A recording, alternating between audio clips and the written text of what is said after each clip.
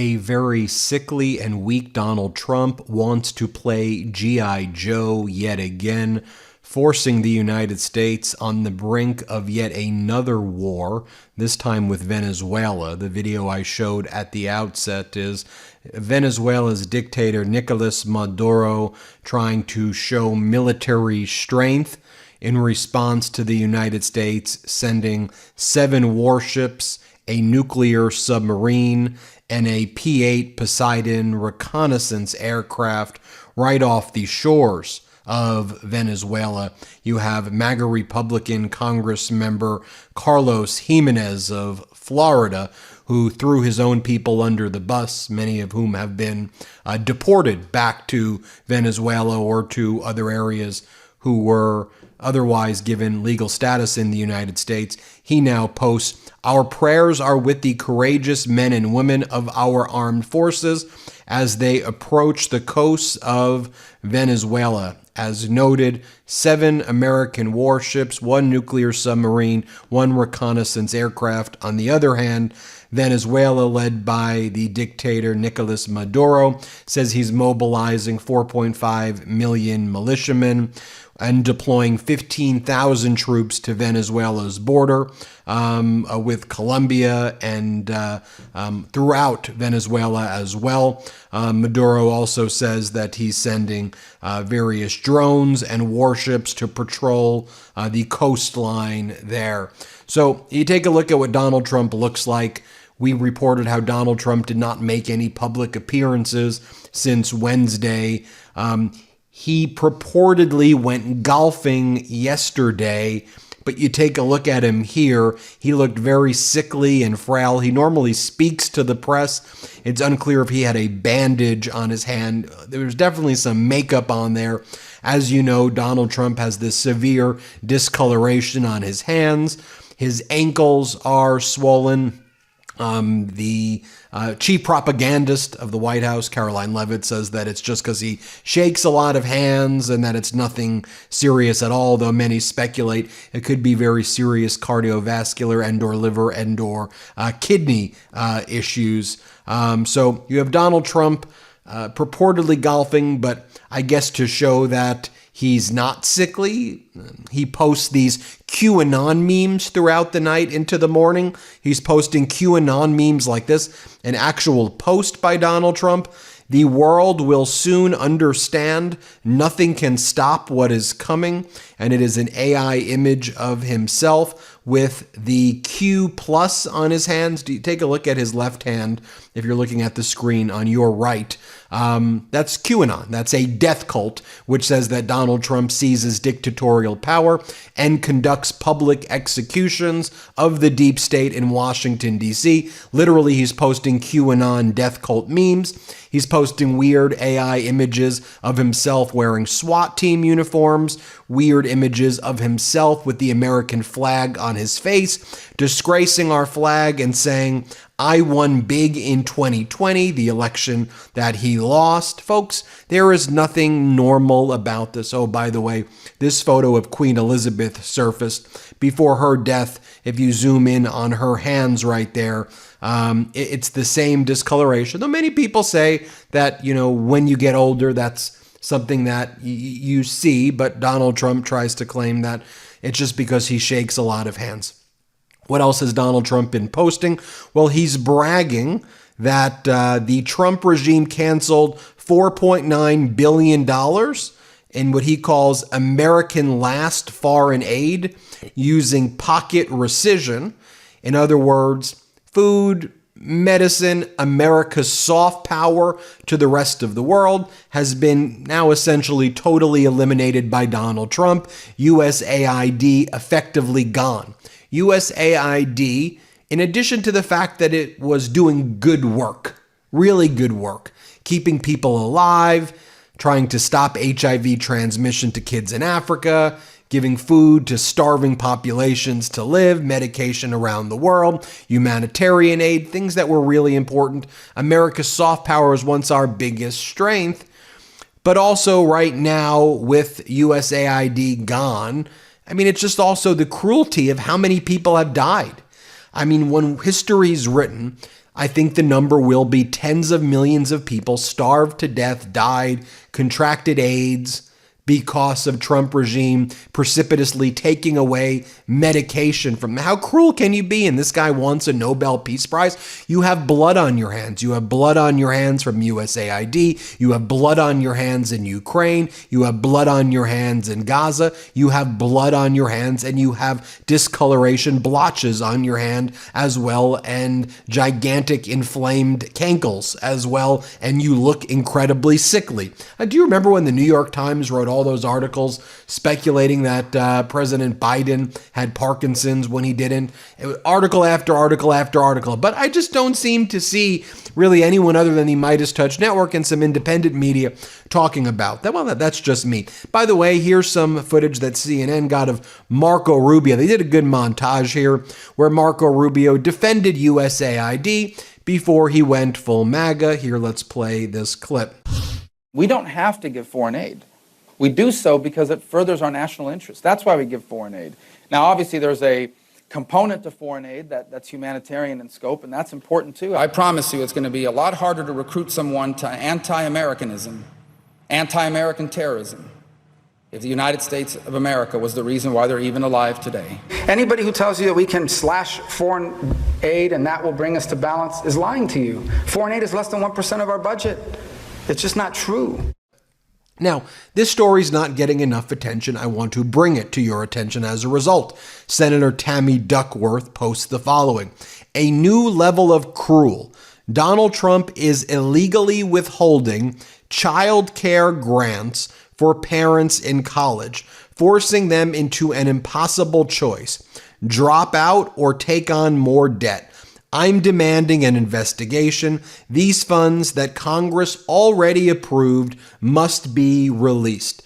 Here's how Donald Trump is treating families with children who are trying to educate themselves at college. So in Tammy Duckworth's letter, she writes to the United States Government Accountability Office, I write to request that the Government Accountability Office investigate whether the Trump administration's decision to place on hold Child Care Access Means Parents in School, CCAMPIS grants, is in compliance with the Impoundment Control Act. Established by Congress in 1998, this program is the only federal program dedicated solely to providing child care assistance for low-income students in post-secondary settings. Nearly 4 million college students are parents of dependent children, representing more than 1 in 5 undergraduates, or 22% of all undergraduates in the United States. Parenting students struggle to pay for childcare on top of the growing cost of tuitions, fees, course materials, housing, food, and other expenses. Access to affordable childcare is one of the most important supports that can help parenting students succeed in college. Congress has long recognized the utility of supporting the participation of low-income parents in post-secondary education by ensuring affordable and convenient campus-based child care services, and has consistently voted on a bipartisan basis to appropriate millions of dollars in funding for this program each year. But despite a long history of bipartisan support, the Trump administration called for the elimination of this program in the 2026 budget. Further, the U.S. Department of Education, which typically opens applications for these grants in May and closes them at the end of July each year, and typically issues notices to advise applicants and awardees about potential delays or changes to the program, has yet to even announce this year's applications.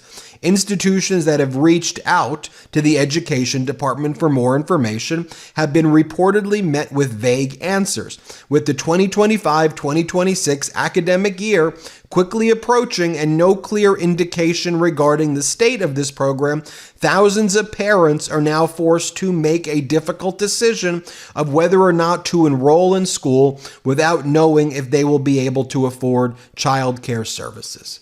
So that's an issue. Just think about it. There's thousands of other issues like that that's happening every day.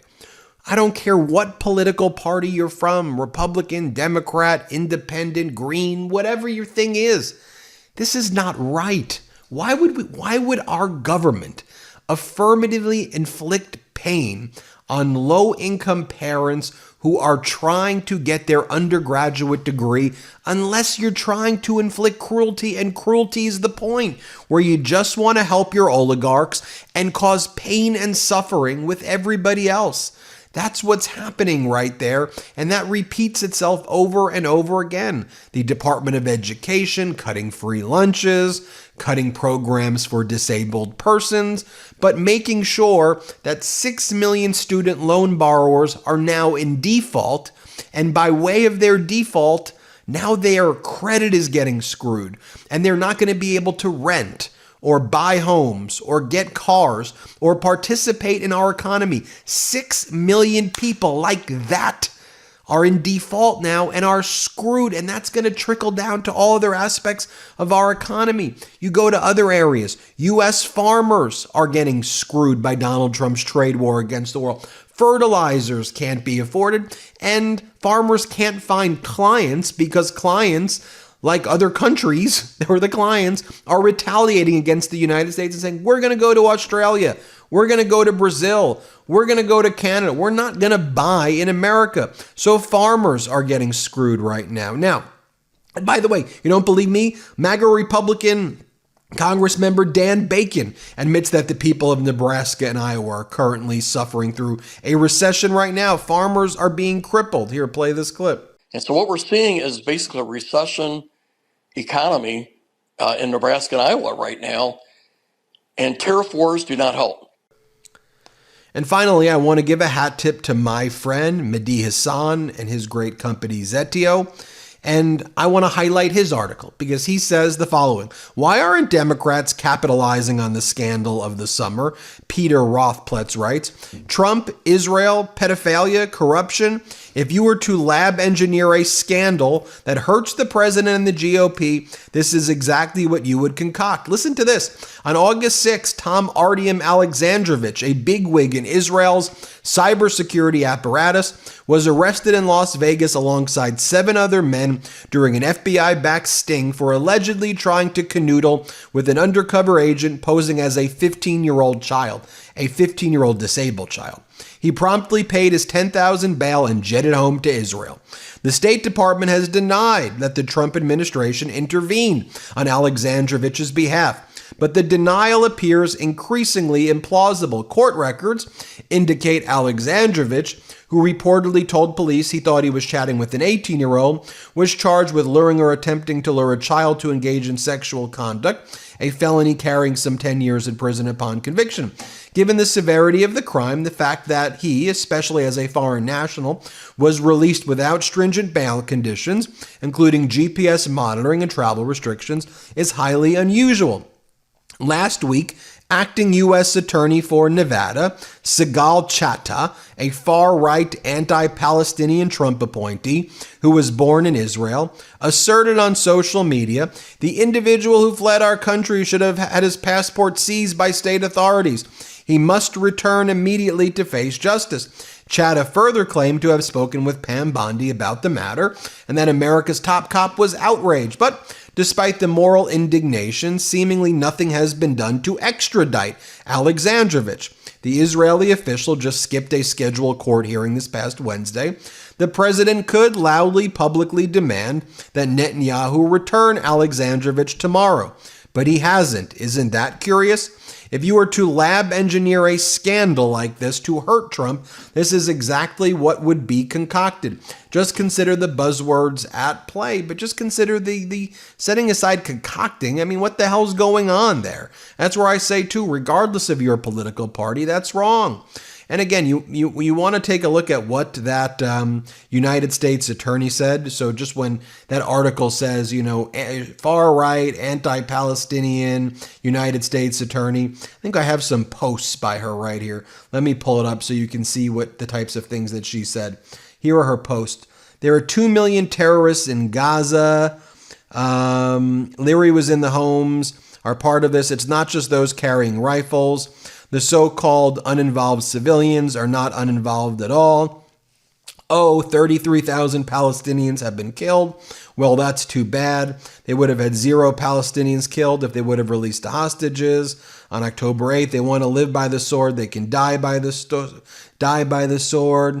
Then it goes on to say, what's another one that she wrote? There were 2 million. She goes, there are no such things as innocent civilians in Gaza. She's the way Trump has Haba running as the United States Attorney in New Jersey. He has this person running in Nevada, just so you have a sense of who that is. So I wanted to highlight things here as well that you probably haven't heard in other places. So hopefully I succeeded in that. Hit subscribe. Let's get 6 million subscribers. Become a member of our YouTube channel. It helps so much when you click join. You can gift memberships to people. That's helpful. And check out MeidasPlus.com as well. MeidasPlus.com. What else did I want to say? Oh, we're launching Meidas Canada today with Charlie Angus. Meidas Canada is officially launching. Just search the Charlie Angus YouTube channel, Charlie Angus Meidas Canada, and subscribe there. Let's try to get that 100,000 subscribers. Thanks for watching. Love you. Appreciate you. Let's keep fighting together. New Meidas merch. Head to store.meidastouch.com today and get yourself the best pro-democracy gear and show your support. That's store.meidastouch.com.